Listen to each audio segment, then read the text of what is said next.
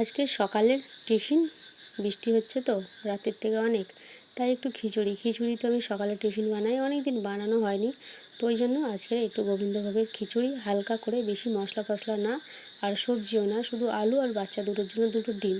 আর এই দেখো বৃষ্টি হচ্ছে, দেখো সারা জায়গায় বৃষ্টিতে প্যাচ প্যাচ করছে, আর কুকুরগুলো বেচারা বৃষ্টিতে কোথায় যাবে, ওইটার মধ্যে শুয়ে আছে এরা। তো বৃষ্টি খুব ভালোভাবে হলে বৃষ্টি ভালো লাগে, কিন্তু ফিচফিচানি বৃষ্টি ভালো লাগে না। তো ওই যে খিচুড়ি বাকি আছে একটু, তাও আমি সোনাকে দিয়ে দিলাম তুলে খাওয়ার জন্য সকালের টিফিনটা, এটা সোনার ভাগের।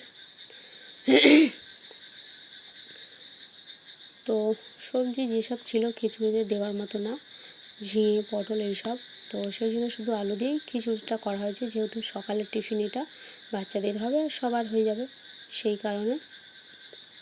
আর দুজনের দুটো ডিম সিদ্ধ খিচুড়ির মধ্যেই দেওয়া হয়েছিল, তো দিয়ে দিলাম।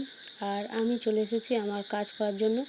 একজন দুটো শাড়ি দিয়েছিল অনেক দিন আগে সেলাই করতে, সে আর শরীর খারাপ বলে আর গরমেতে করা হয়নি, তো ভাবলাম আজকে দুটো করেই ফেলবো, নাহলে লোকের জিনিস এনে অনেক দিন ধরে রেখেছি, কী বলবে আমাকে তার ঠিক নেই। তো শাড়ি দুটো এই যে পাড় লাগিয়ে নিলাম, তারপরে এলাম রাত্রিরের রান্নার কাছে, হবে পটলের তরকারি। তো পটলগুলো খুব ভালো করে ছাঁকা তেলে এভাবে ভেজে নিতে হয়েছে, ভেজে তুলে নিয়েছি।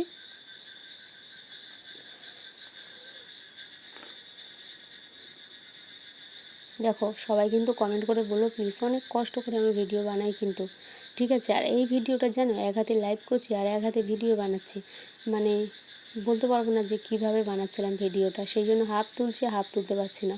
তো পটল ভেজে তুলে রাখা হলো, তারপরে আলুগুলোকে সব একটু ভেজে নেওয়া হবে এভাবে, তাহলে একটু ভেজে নিলে তরকারিটা ভালো হবে, এমনিও একসাথে ভেজে নিলে হয়, কিন্তু একটু আলাদা আলাদা করে আর কি ভেজে নেওয়া হচ্ছে এই যে। তো আলু ভেজে তুলে নেওয়া হলো সব, তারপরে দেওয়া হলো লঙ্কা আর পেঁয়াজ কড়ার মধ্যে, এই যে লঙ্কা পেঁয়াজটাকে একদম ভালো করে ভাজতে হবে। তো পেঁয়াজটা পেস্ট করে দিলে আরও বেশি ভালো হয় তরকারি, কিন্তু ওই দেওয়া হলো কুচিয়েই লঙ্কা পেঁয়াজ। আর জানো সবাই বেশি মশলা দিয়ে আমরা রান্না করি না, আর বেশি মশলা খাইও না, যেটা আমরা ঘরে রান্না করি সেটাই তোমাদেরকে দেখাই, মানে ভিডিও বানানোর জন্য এটা দেবো সেটা দেবো তা না, যেটা আমরা খাই সেটাই তোমাদেরকে দেখাই। তো একটুখানি চিনি দিয়ে টমেটো দিয়ে আবারও খুব ভালো করে ভেজে নেওয়া হলো, তারপরে ভাজা আলু আর পটল দিয়ে একসাথে ভালো করে সব মিশিয়ে নাড়িয়ে ভেজে নিতে হবে, যাতে সব কিছু সবার সাথে মিশে যায়।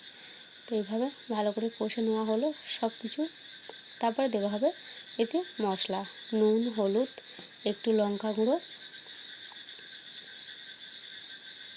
সব মশলা দিয়ে তারপরে এটাকে আবারও একটু খুব ভালো করে কষতে হবে। তো কষা হয়ে গেছে একদম, আমার কথা বলতে বলতে দেখানো হয়নি বাদ বাকি মশলা। আর এবার জল দিয়ে তরকারিটাকে করে নিতে হবে। আসলে এদিকে আমি লাইভ করছি, লাইভে সবার কমেন্ট করছি, এদিকে ভিডিও করছি, ওই জন্য আমার সব মিস্টেক হয়ে গেল। তো জল দিয়ে দেওয়া হলো তরকারিতে, এবার তরকারিটাকে করে নিতে হবে, দেখেছো। তো ঢাকা দিয়ে তরকারিটাকে ভালো করে করে নিতে হবে, যাতে আলুগুলো সিদ্ধ হয়ে যায় সেই কারণে, তাহলে তাড়াতাড়ি হয়েও যাবে। আর এই দেখো তরকারি ফুটছে, প্রায় হয়েই এসেছে, একটু শুধু ঝোলটা মরলেই হয়ে যাবে তরকারি। দেখো সবাই কিন্তু কমেন্ট করবে, প্লিজ প্লিজ সবাই কমেন্ট করবে কেমন কেমন হয়েছে, সবাই একটু বলবে, ঠিক আছে।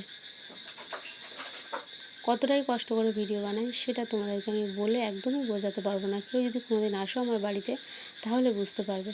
তো এই যে সোনা তো হাবজি গুবজি খায় না, একটু আলু আর ডাল নিয়ে চলে এসেছে, আর এই তরকারি হয়ে গেছে, আর এটা ভাত বাড়াচ্ছে বাবার জন্য, পটল মাছের মাথা দিয়ে তরকারি, পটলের আলুর ঝোল আর ডিম।